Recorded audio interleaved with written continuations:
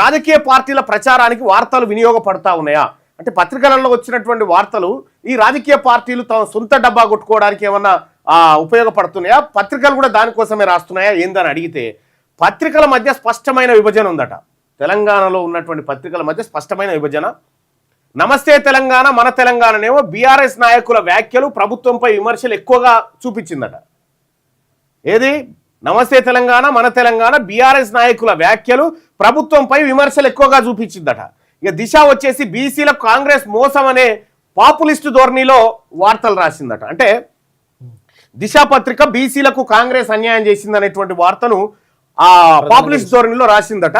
ఇక ఈనాడు ఆంధ్రజ్యోతి ఏమో పాలన అభివృద్ధి పరిపాలన వార్తలకు ప్రాధాన్యం.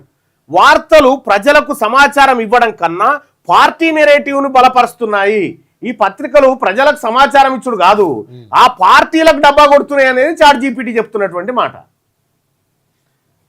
ఇక ఇంకొకటి అడిగిన సార్, మరి పత్రికలలో రెడ్డి నాయకుల పైన ఎలాంటి వార్తలు వచ్చినాయి అని అడిగితే ఎక్కువగా ప్రస్తావించిన పేర్లు ఇలా 10 పత్రికలు ఇస్తే 10 పత్రికలలో ఎక్కువగా ఎవరి పేర్లు ప్రస్తావించారంటే రేవంత్ రెడ్డి సీఎం పేరు, ఉత్తమ్ కుమార్ రెడ్డి పేరు, కోమటిరెడ్డి పేరు, పొంగులేటి శ్రీనివాసరెడ్డి పేరు ఎక్కువ వాడిని. అంచనా ఏంటంటే మొత్తం రాజకీయ వార్తల్లో పత్రికల్లో వచ్చే రాజకీయ వార్తల్లో 40 నుంచి 50% ఈ రెడ్ల వార్తలే ఉన్నాయట. 40 నుంచి 50% వార్తలు ఈ రెడ్లే. ఇక అందులో ముఖ్యంగా ఏమేమి అంశాలు తీసుకున్నది, దావోస్ పర్యటన గురించి, మేడారం జాతర గురించి, మంత్రులకు హెచ్చరికలు, తెలంగాణ రైజింగ్ 2047 విజన్ గురించి ఇవి తీసుకునేట.